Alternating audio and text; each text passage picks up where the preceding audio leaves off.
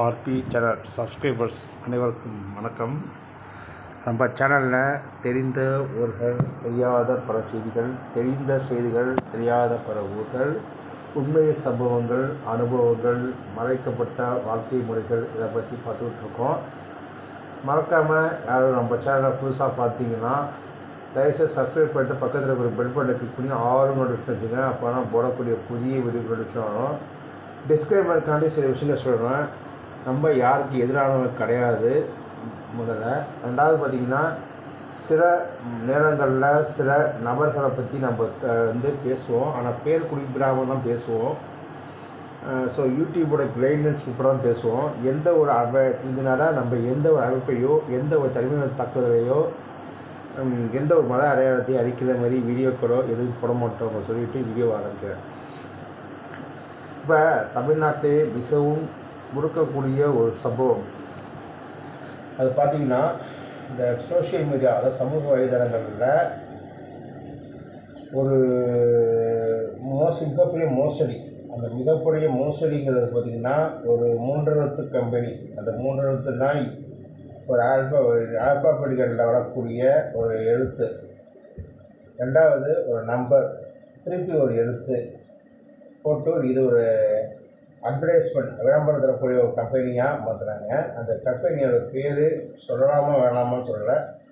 இருந்தாலும் எனக்காடைய டிஸ்க்ளைமர்னு சொல்லிவிட்டேன். திருப்பி இந்த விஷயத்தை பேசுகிறவங்க யாருக்கும் இடையில கிடையாதுங்கிற சொல்லிவிட்டு, மைத்ரி வி ஆட்ஸ் இதை பற்றி தான் பேச போகிறோம். ஏன்னா இவன் திருப்பி இந்த விஷயத்தை பேசிகிட்டு இருக்கானே அப்படின்னு சொல்லி நினைக்க வேணாம். ஏன்னா நடக்கக்கூடிய நிலைமைகள் போயிட்டுருக்கு.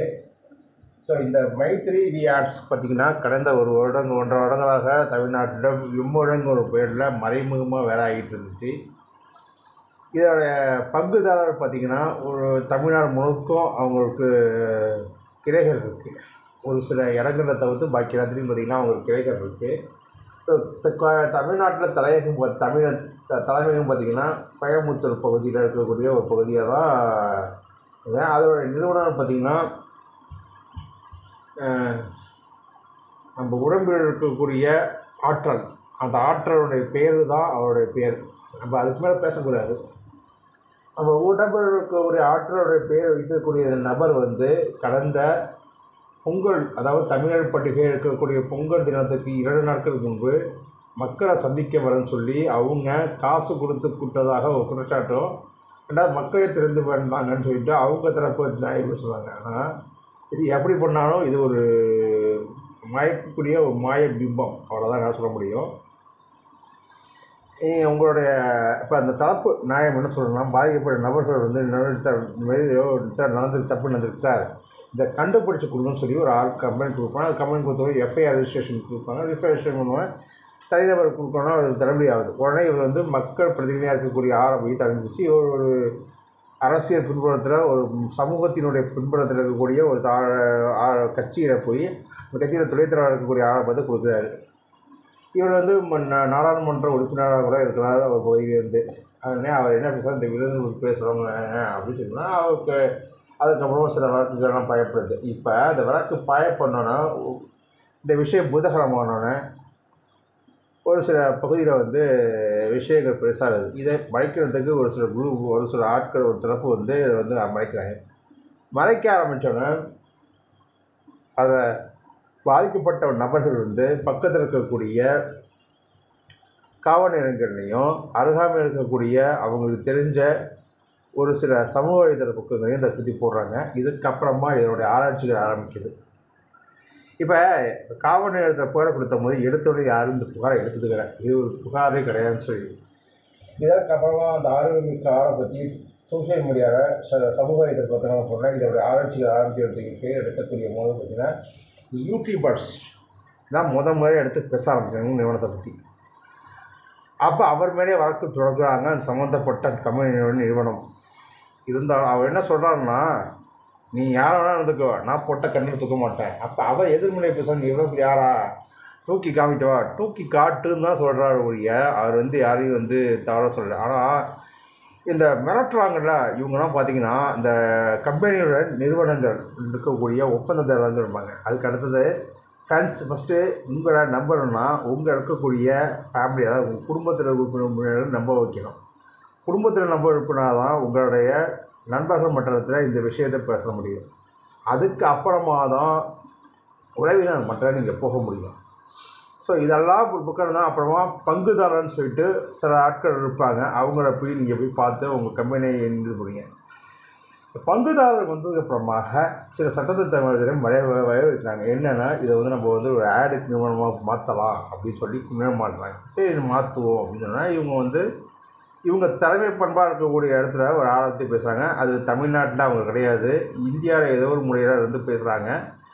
ஸோ அவங்கள்ட்ட சொன்னால் சரி நான் கேட்டு சொல்கிறேன்னு சொல்லிட்டு இவர் சில இடத்துங்களில் பேசி இந்த இந்தியாவிலேயே இந்த கம்பெனி இருக்காது, ஆனால் ஒரு சில வேறு கம்பெனியில் இருக்கவங்களோட டார்கெட் அது மாஃபியா கும்பலாக இருக்கலாம், இல்லை இந்த இதுன்னா ஹவாலா படம் மோசடிகள் அவங்க இருக்கக்கூடிய ஆட்களாக இருக்கலாம். இந்தமாதிரி ஆட்கள்கிட்ட பேசும்போது சரி இந்த விஷயத்தை அப்படி பேசுவோம், கடந்து போவோம், கொஞ்சம் உடனே சொல்லாதீங்கன்னு சொல்லி அவங்களும் ஆட போடுறாங்க. ஆற போட்டதுக்கு மூலமாக இந்த விஷயம் அப்படி இவங்க அடுத்த தாங்க திருப்பி கேட்ட ஆரம்பிச்சுன்னா அவங்க கேட்குறாங்க. சரி சொல்லுவோம், இவங்களுக்கு ஒரு கொடுப்போன்னு சொல்லி கொடுக்குறாங்க. அப்போ மக்கள்கிட்ட ஒரு சில டார்கெட்ஸ்லாம் கொடுக்குறாங்க. அந்த இந்தியா இருக்கக்கூடிய தலைமை பண்பாக இருக்கக்கூடிய ஒரு நபர், இது எல்லாமே வெளியில் வந்திருக்குங்க. அதனால தான் நான் ஒரு நபர்னு சொல்கிறேன். அந்த நபருக்கே அவங்களுக்கு என்ன விஷயம், ஏன்னா இவங்களாம் ஒரு ஏமாற்று பெறுவர்களாக தான் தலைமையில் இருக்கக்கூடிய ஆட்கள் இருப்பாங்க. இப்போ அந்த கிடைமட்டம் இருக்கக்கூடிய ஆட்கள்லாம் பார்த்திங்கன்னா இவங்களும் ஒரு சொல்ல முடியாத ஆட்களாக இருப்பாங்க. ஏன்னா அவங்க முறையான தொகையை கொடுத்துருப்பாங்க. அவங்க என்ன சொல்கிறாங்க, இந்தமாரி நீங்கள் இந்த விஷயத்தை வெளியே சொன்னீங்கன்னா உங்களுடைய குடும்ப உறுப்பினருக்கு நாங்கள் ஆபத்து பண்ணுவோம், உங்களுடைய வங்கியை முடக்குவோம், உங்கள் வங்கியிலேருந்து நோட்டீஸ் கொடுப்போம், இடிக்கு கொடுப்போம், அமலாக்கத்தை சொல்லுவோம், அது மட்டும் இல்லாமல் உங்களோட பணத்துக்கு பிரயோஜனம் இல்லாமல் உங்கள் பணத்தையே நாங்கள் முடக்கி பணத்தை திருப்பி வாங்க அடுத்த மிரட்டலாக வந்தோடனே இவங்க மீடியா பக்கமாக இருக்கக்கூடிய இதில் போய் நாங்கள் பாதுகாப்பு இருக்கிறான்னு சொல்லி கொடுத்தாங்க. கொடுக்குறது மட்டும் இல்லாமல் அந்த விஷயத்தை அவரே எங்கள் அப்பா குதிரைக்குள்ள இல்லைங்கிறத சொல்லிட்டு போயிட்டார். ஏன்னா இந்த யூடியூப் நிறுவனத்தை எடுத்ததுக்கு அப்புறமா தான் இந்த விஷயம் பெருசாகுது. பெருசாகிறதுக்கு அப்புறமா தான் சொல்லும் போது பார்த்திங்கன்னா ஷோ கால்டு யூடியூபர்ஸுங்கிறாங்க. இந்த ஷோ கால்டு யூடியூபர்ஸுங்கிறது பார்த்திங்கன்னா நான் பேரெல்லாம் சொல்கிறேன். இந்த ஷோ கால்டுங்கிறது பார்த்திங்கன்னா ஒரு தரப்பட்ட சமுதாய மக்களை அடுக்கு ஒடுக்கிறக்கூடிய நிலைமையில தான் போயிட்டுருக்கு. அந்த ஷோ கால்டு யூடியூபர்ஸுங்கிற வார்த்தையை முதன்முறையாக தமிழ்நாட்டில் இது எப்படின்னா வடக்கு அதாவது நார்த்து சைடில் தான் அந்த விஷயங்கள் கேட்கும். முதன்முறையாக தமிழ்நாட்டில் அந்த விஷயங்கள் கேட்குது. இதோடைய பின்புலம்லாம் எடுத்து பார்த்தீங்கன்னா இவங்க தரப்பில் இருக்கிறவங்க ஷேர் ஹோல்டர்ஸாக இருக்கட்டும், இவங்களுடைய கம்பெனி நிறுவன ஆட்களாக இருக்கட்டும், அவங்க கம்பெனி வேலை பார்க்கக்கூடிய ஆட்களாக இருக்கட்டும், அவங்க சொந்தக்காராக இருக்கட்டும், இவங்களோட பார்ட்னர்ஸாக இருக்கட்டும், எல்லாருமே எடுத்து பார்த்திங்கன்னா யாருக்குமே இந்த விஷயங்கள் தெரியாது. அவங்க பார்த்திங்கன்னா அவங்க சொல்கிற வரக்கூடிய இன்ஸ்ட்ரக்ஷன் ஒரே ட்ரான்சாக்ஷன் பண்ணாமல் ஒரே அக்கௌண்ட் ட்ரான்ஸ்ஃபர் பண்ணாமல் மல்டிபிள் அக்கௌண்ட், அதாவது 100க்கும் மேற்பட்ட அக்கௌண்ட்டை நீங்கள் ஓப்பன் பண்ணிக்கணும் அப்படின்னு சொல்லி அதை நிர்வகிக்கிறதுல இருங்கன்னு சொல்லி அவங்க எல்லாரையும் அவங்க கீழே பாட்டமாக்குங்கன்னு சொல்லி தான் வந்திருக்கு. ஸோ அவங்களுக்கு என்னென்னா ஒரே அக்கௌண்ட்டை போட்டிங்கன்னா எப்படியும் ஒரு இடத்துல நுழுப்போர் வச்சு மாட்டி எடுத்துடலாங்கிற ஒரு இன்டர்போல் முறையோ இல்லை சைபர் கிரைம் முறையோ எடுத்துடலாம். இதுலேருந்து தப்பிக்க, ஏன்னா இன்டர்போல்ங்கிற விஷயம் சொன்னோன்னே இந்தியாவில் இருக்கக்கூடிய விஷயங்கள் பார்த்திங்கன்னா ரா அமைப்பு இருக்குது, ஸோ உளவுத்துறை இருக்குது, அதுக்கடுத்தது சைபர் கிரைம் அமைப்பு இருக்குது, அதேமாதிரி இன்டர்போல் அமைப்பு இருக்குது. அது பார்த்திங்கன்னா தமிழ்நாடுடைய போலீஸ் பார்த்திங்கன்னா ஸ்காட்லாண்டு போலீஸ்க்கு இணையான போலீஸ், இணையான காவல்துறைம்பாங்க. இந்த ஸ்காட்லாண்டு என்ன யுக்தி அப்படின்னா அது எல்லாமே தமிழ்நாட்டு காவல்துறைகிட்ட இருக்குது. ஸோ இவ்வளோத்தையும் ஃபேஸ் பண்ணனால இவங்க மல்டிபிள், அதாவது ஒரு அக்கௌண்ட்டை நீங்கள் அதை வேறு அக்கௌண்ட்டில் அது பணத்தை போட சொல்லுங்கன்னு சொல்லி ஒரு செயின் லிங்க், அதாவது தொடர் சங்கிலிம்பாங்க, அந்த வங்கியில் நீ வங்கியோட அக்கௌண்ட்டில் பணத்தை நிர்வகிங்கன்னு சொல்லி இதை தெரியாதவங்க இருக்கிறதா அந்த பணத்தை வச்சுட்டோன்னா அவங்க அக்கௌண்ட்டில் குறிப்பிட்ட அளவு தான் பணம் போட முடியும். அதை இவங்க தமிழ்நாடு சேவிங்ஸுக்கு நடப்பு அக்கௌண்ட்டாக ஓப்பன் பண்ணுவாங்க. நடப்பு அக்கௌண்ட் மூலம் இது எல்லாம் மணி 3 ஆட்ஸ் அவங்களுக்குன்னு ஒரு சில இது கொடுப்பாங்க. அவங்களுக்கு கீழே ஒரு 10 பேர் 100 150 110 பேர் 10 இடத்துல இருந்தால் 100 பேர் கிட்ட இருக்கும். ஸோ ஓகேவா, 18 அக்கௌண்ட் 18 பிரான்ச்சில் இருக்கிற தமிழ்நாட்டில் சொல்கிறாங்க. ஸோ தமிழ்நாட்டில் இருக்கக்கூடிய 18 அக்கௌண்ட்டையும் பார்த்திங்கன்னா ஒவ்வொரு அவங்களுக்கு கீழே வரக்கூடிய எல்லாமே நடப்பு கணக்காக யூஸ் பண்ணி அவங்களெல்லாம் ஒர்க்கிங் பார்ட்னர் மாதிரி போட்டு பண்ணுறாங்க. இப்போ இந்த விஷயம் அப்படி பூதகமாக ஆனோன்னா இதனுடைய தலைவராக இருக்கக்கூடிய ஓனர், அதாவது அந்த தலைமை நிறுவனர் செய்தியாளர்கள் மட்டும் சொல்லிருக்கணும். அவரை கைது பண்ணும்போது சில விஷயங்கள் நடக்குது. அப்போ அவங்களுக்கு என்னென்னா மிலிட்டரி வியார்ட்ஸ் கம்பெனிக்கு வாழ்க்கைன்னு சொல்லிட்டு சொல்லுவாங்க.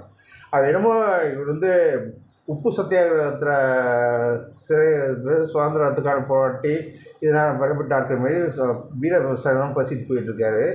இதுதான் இப்போ ட்ரெஸ் மொழியாக போயிட்டுருக்கு. இதில் உண்மைத்தன்மைங்கிறத பார்த்தீங்கன்னா, ஏன்னா இவங்களுக்கு நிறுவனம் பார்த்தீங்கன்னா இவங்களுக்கும் அசோகா யூடியூபர்ஸ் ஃபஸ்ட்டு விஷயம். இந்த விஷயத்தை எடுத்து பேசக்கூடிய ஒரு சில நபர்கள் பார்த்தீங்கன்னா முக்கியமாக எம்ஜி ஸ்குவாடு இவர் தான் ஃபஸ்ட்டு இந்த நிறுவனத்தை பற்றி எடுத்து அரைஞ்சி பேசுகிறாரு. அதற்கப்புறம் சின்ன சின்ன யூடியூபர்ஸ் தான் எடுத்து பேச ஆரம்பிச்சிட்டாங்க நிறுவனம். அப்போ அவங்களுக்கு நெருக்கடி அதிகமான நீங்கள் வந்து மக்கள்கிட்ட சந்திங்க மீடியாவுக்கு பேச வைங்கன்னு சொல்லி அழுத்தம் வருது. இதனால் அவர் பேசுகிறாரு. ஸோ இப்போ இவர்களுக்கு பார்த்திங்கன்னா இந்த விஷயம் தெரியாது. இதில் ஒரு சில அதாவது அட்வொகேட்ஸ் இருப்பாங்க. அட்வொகேட்ஸ்கிட்ட சொல்லும்போது அவங்க என்ன சொல்கிறாங்கன்னா, இந்தமாரி நிறுவனங்கள் நாம proprietor registration company GST certificate கொடுத்தா மட்டும் இது வந்து உண்மையான கம்பெனி கிடையாது. நம்பகத்தன்மை இருக்கக்கூடிய இடத்துல நீங்கள் கொடுக்குறதுனால இதை ரெடி பண்ணுறாங்க. இதனுடைய இது வந்து பார்த்திங்கன்னா ஒரு கட்டமைப்புலாம் பார்த்திங்கன்னா இதெல்லாம் வெளிநாட்டிலேருந்து ஒரு சில அமைப்புகளாக இருக்குது அப்படின்னு சொல்லுவாங்க. இந்த வெளிநாட்டு அமைப்பு யார் சார் இருக்குன்னா இவங்க வந்து ஒரு உறவாடியாக கூட இருக்கலாம், இல்லை அந்நிய சக்தியாக இருக்கக்கூடியதான் அவார்டாக கூட இருக்கலாம், ஏன் தீவிரவாத கும்பலாக கூட இருக்கலாம்னு சொல்லி முடிக்கிறாரு. இப்போ அதை சமூகத்தை பார்க்கும்போது கீழே வரக்கூடிய கமெண்ட்ஸ்லாம் பார்த்தீங்கன்னா இவர் ஒரு டுபாக்கூர் வக்கீல் டுபாக்கூர்னு ஒன்று இருக்குது. அவர் தான் என்ன பேச முடியும். ஏன்னா அந்த வக்கீல் டுபாக்கூர் ஏன்னா தன் மேலே இருக்கக்கூடிய ஆட்கள் கரெக்டாக இருந்தாங்கன்னா எதுக்கு சமூக வலைதளங்களில் இந்தமாரி ஆட்களை பேசும்போது இடையில வச்சு நீங்கள் வந்து கமெண்ட் போடுறீங்கிறது தெரியாது. நீங்கள் தப்பு பண்ணாமல் சில விஷயங்கள் பண்ணிகிட்டு இருக்கீங்க. நீங்கள் அந்த தப்புக்கு துணை போயிடலாம், இல்லை உங்களுக்கே தெரியாமல் விஷயம் நடந்துகிட்டு இருக்கலாம்.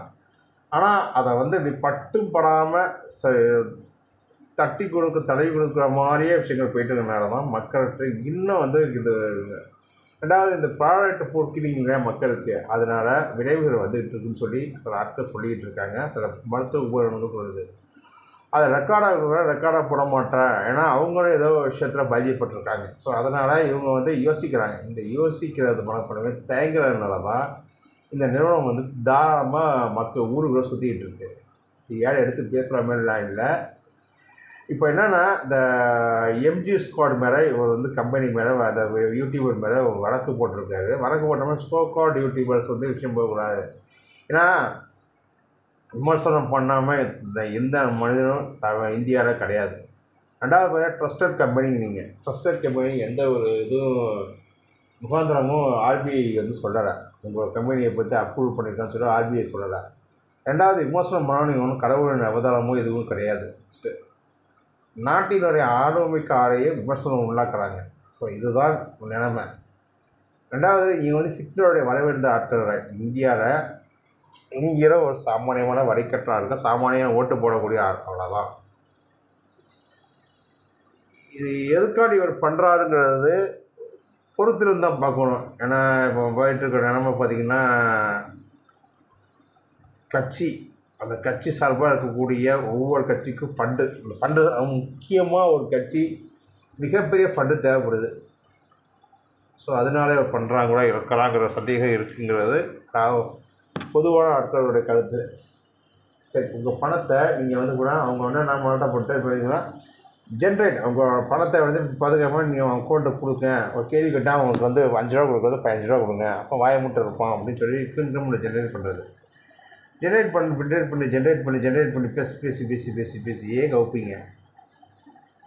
ரெண்டாவது பேடிஎம், அது எல்லாருக்குமே தெரிஞ்ச விஷயம். 29/2/2024 அப்புறம் பேடிஎம் சேவைகள் ஃபாஸ்டேக் மொபைல் ரீசார்ஜ் போன்ற அதெல்லாம் பண்ண முடியாதுன்னு சொல்லி ஒரு இதை வந்து ஆர்பிஐ கொடுத்துருக்கு. இதே நிறுவனத்துக்கு இப்போ புதுசாக ஆர்பிஐ ஒரு சட்டம் போடலாமா அப்படிங்கிற நிலைமை இருக்குது. சட்டம் போட்டாங்கன்னா யார்கிட்ட கேட்குறது? சரி, இந்த விஷயம் இப்போ பேசுறதுனால பண்ண மாட்டாங்க. எலெக்ஷன் முடிஞ்சு போடுறது கம்மிங் ஜூலைலேயோ இல்லை ஜூன் லாஸ்ட்லேயோ இல்லை ஜூலைலேயோ ஆகஸ்ட் முதல் வாரத்திலேயே போட்டாங்கன்னா இப்போ பணத்துக்கு பணமும் போயிடுச்சு, உங்கள் கம்பெனியை நம்பி இன்வெஸ்ட் பண்ணக்கூடிய ஆட்கள்னு சொல்லிடுவாங்க. இப்போ இந்த மக்கள் விழிச்சிட்டாங்கன்னு வச்சுக்கோங்க, அவங்க பிஸ்னஸ் பண்ண முடியாது. ஃபஸ்ட்டு ஒருத்தன் எதுக்குன்னா இந்த விஷயத்த சொல்கிறேன். இது எல்லாமே நடராஜ் சொல்லி காமிச்சிட்டாருங்க. ஓகேவா? அதனால் ஒருத்தரை ஏமாத்துறோன்னா அவனுடைய ஆசையை தூண்டணும். ஏன்னா ஆசைக்கு தான் மிக முக்கியமான எதிரி. இது புத்தர் சொன்னது, நான் சொன்னது கிடையாது. ஆசை எவனும் தடுக்கிறானோ அவனுக்கு முற்றிலும் அவனுக்கு சில இதெல்லாம் கிடைக்குங்கிறது தான் அந்த கோட்பாடு. ஸோ இன்னொரு விஷயங்கள், இது தகவல் மிகப்பெரிய ஒரு ஸ்கேம். ஆருத்ரா மாரி போயிட்டுருக்கு இந்த முறைகேடு. இந்த ஆருத்ராவோட போயிட்டோம், அது ஒரு கட்சி இதை ஊற்றி மூடுற மாதிரி கொண்டு போயிட்டாங்க. இப்போ அந்த மைத்ரி வியாட்ஸ் ஸோ புதுசாக கம்மி பண்ணிட்டுருக்காங்க. அதை எம்ஓஎம் மாரி ஒரு கம்பெனி கொண்டு வந்துட்டுருக்கானுங்க.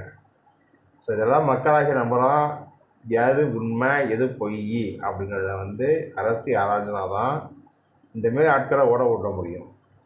இல்லை நான் அவன் நல்லவன் நினச்சி பண்ணிங்கன்னா அதுக்கு ஆண்டவனால் கூட யாரையும் காப்பாற்ற முடியாது. இதுதான் என்னோடய கருத்து. மக்களாக திட்டம் போட்டு திருடுற கூட்டம் திருடிக்கொண்டே இருக்குது. அதை சட்டம் போட்டு தடுக்கிற கூட்டம் தடுத்து கொண்டே இருக்குது. திருடனாய் பார்த்து திருண்டாய் விட்டால் திருட்டை ஒழிக்க முடியாதுன்னு சொல்லி புரட்சித் தலைவரோட பாட்டை பட்டுக்கோட்டை கரையாளசுந்தரம் எழுத பாடவழிகளில் இருக்குது. இது எத்தனை பேருக்கு தெரியும், எத்தனை பேருக்கு இந்த விஷயத்துக்கு இது ஒத்து போகுது அப்படிங்கிறது தெரியலை. ஏன்னா இது ஏற்கனவே ஒரு வீடியோ 2 நாளைக்கு போட்டிருந்தேன். நம்ம கனெக்ஷனுக்கு அந்த எண்ணு வந்திருக்கு ஒரு தகவல். என்னென்னா, டேய் மூட்ரா உனக்கு ஒன்றும் தெரியாதுடா அப்படி வந்திருக்கு. நான் பொதுவாக தான் போட்டிருக்கேன் விஷயத்தை. அப்போ என் சேனலே அதாவது நான் ஒன்றும் அவர் பெரிய சப்ஸ்கிரைபர்ஸ் வச்சிடல. அவர் 328 328 கஸ்டமர் 300 கஸ்டமர் தான் வச்சுருக்கேன். எனக்கு இந்த யூடியூபோட கைட்லைன்ஸ் 1000 சப்ஸ்கிரைபர்ஸ் வரணும், இல்லை 500 சப்ஸ்கிரைபர் வரணும், 4000 வாட்ச் ஹவர்ஸ் கம்ப்ளீட் பண்ணணும், நான் மானிட்டைசேஷன் பண்ணியிருக்கணும், எந்த ஒரு அரசியல் கிளப்பு இருக்கக்கூடாது, அரசியல் கிளப்பு பண்ணாலும் தனிமுறை தகவல் இருக்கக்கூடாது. இதுதான் யூடியூப் கொடுத்தது. இது எல்லாமே பண்ணால் தான் ஏன் சேனல் டெவலப் ஆகும். நான் ஒரு 2.5 வருஷம் என் கம்பெனி முன்னே நம்பல. ஏன்னா இந்தமாதிரி விஷயம் எடுத்து போட சில யூடியூப் விடாது. ஆனால் ரீல்ஸ் பண்ணுறேன்னு சொல்லி ஜக்குன்னு குதிச்சேன்னா என்னோடய இது எப்படி இருக்கும். எனக்கு அது தேவையில்லை. மக்களுக்கு நல்ல விஷயம் 4 பேரை ஒருத்தனாவது விஷயத்தை பார்த்தாங்கன்னா அப்படியே போகும். இதை தான் போடுறேன். ஆனால் நம்ம சேனலுக்கு பெரிய சேனலுக்கு எவ்வளோ பெரிய அர்த்தங்கள் பார்ப்போம். பெரிய சேனல் மட்டும் இல்லாமல் இது நோய்களாக நோட்டீஸ் பண்ணிங்கன்னா அதுக்கு பின்னாடி ஏதோ ஒரு இது இருக்குது. அவ்வளோதான் நான் சொல்ல முடியும். ஏதோ ஒரு விஷயம் இல்லாமல் எந்த விஷயமும் நடக்காது. பதா மாட்டேங்க. ஸோ பதறதை வச்சே புரிஞ்சுக்கலாம் ஏதோ விஷயம் நடந்துக்கிட்டு இருக்குது அப்படின்னு சொல்லி புரிஞ்சுக்கலாம். இந்த விஷயத்தை இதுக்கு மேலே நான் பேச விரும்புகிறேன். இல்லை நான் என் சேனல் தொடர்ந்து நீங்கள் வம்புழுப்பீங்கன்னா நான் சேனலில் பேசிக்கிட்டே இருப்பேன். அதனால் என்ன வந்தாலும் நீயா நானா ஒரே பார்க்குற நாடி.